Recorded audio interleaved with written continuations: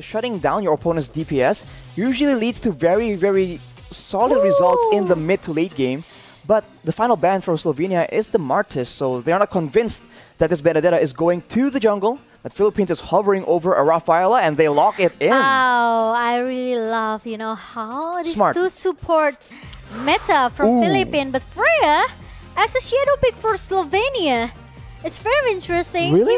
Even maybe we didn't see much a country such as Slovenia or maybe like Namibia who played in the previous match, but they always come with a unique pick here. This is what I like from another countries between the other regions. Yeah, the other regions. They always comes up with a very, very unique draft, and I just cannot wait for who's gonna be the last two picks for Slovenia. Is it gonna be Freya?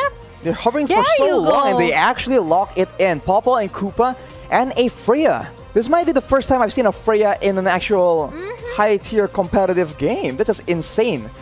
As I'm going to mention though, the Rafaela pick is so smart because now, yes, they can't really catch the Digi, but if the Digi can't really if the Philippines can't crowd control because of the Digi, they can chase with that movement speed. So that is a solution. What? That is a Granger though. It's a Granger jungler for Philippines for Del Rosario. And they are going to play 2 support and 2 marksmen at the same time. Wow, Philippines!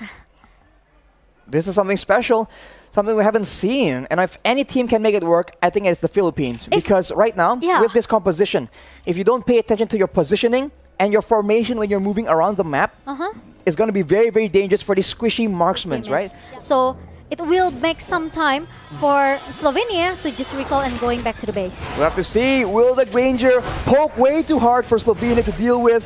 Ladies and gentlemen, back into the land of dawn between Slovenia and the Philippines. Will the Philippines get their redemption or will Slovenia actually overturn the odds? Let's get straight into it, Momo-chan. Let's go. And look at that Villa Luna. Play a little bit aggressive here with the flame shot that comes from that Digi.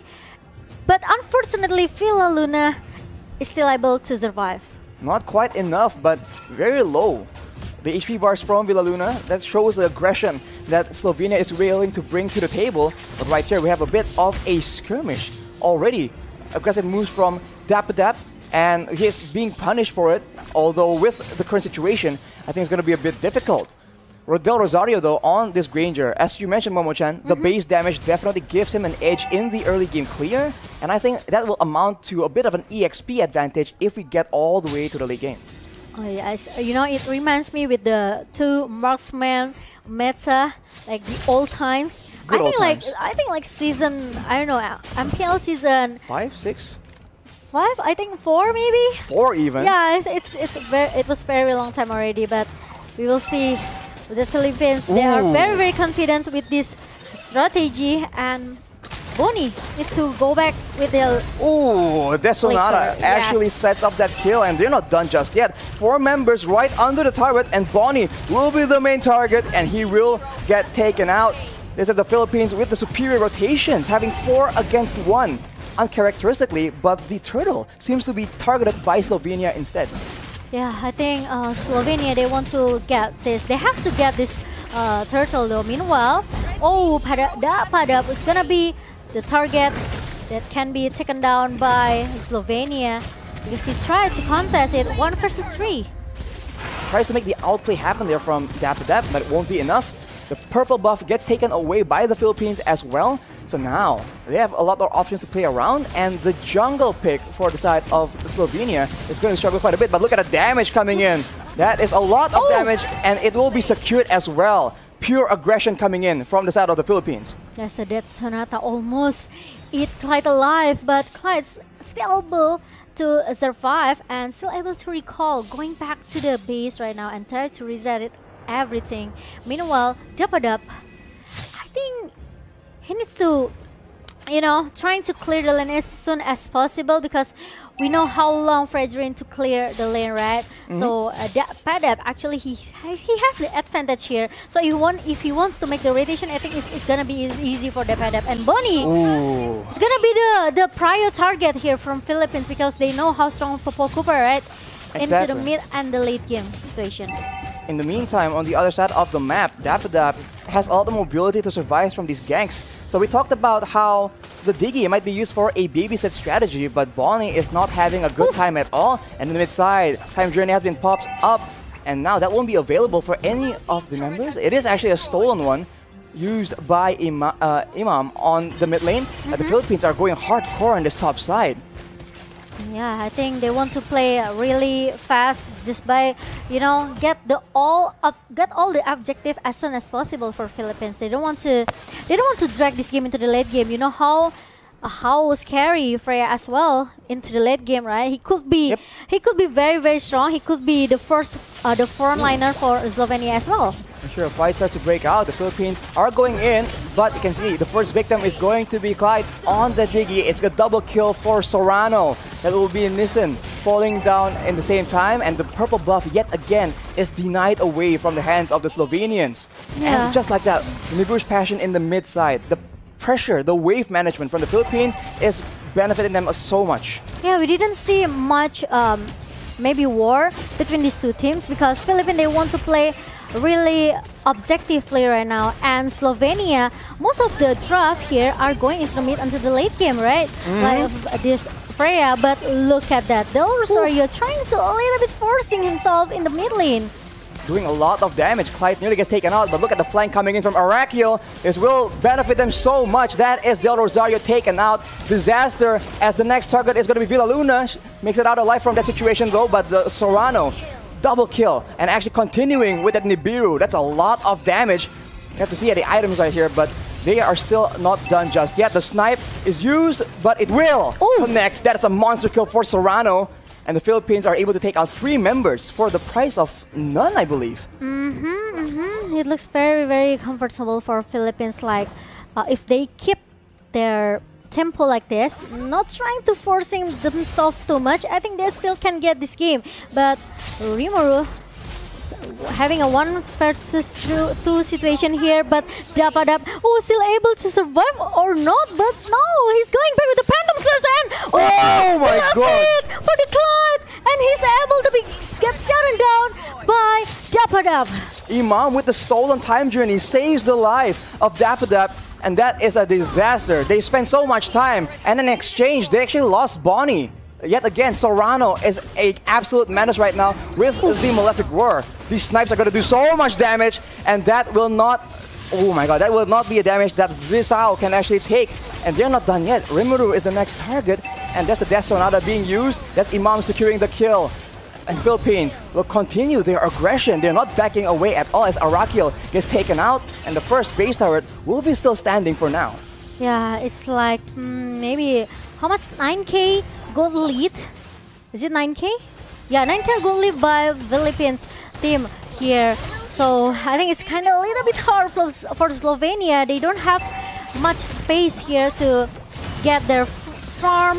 And look at the item. This Diggy only have this dominant eyes. Meanwhile, from Zoriano, he already secured his Blade of Despair and Fury Hammer with the Malefic Roar for the attack penetration.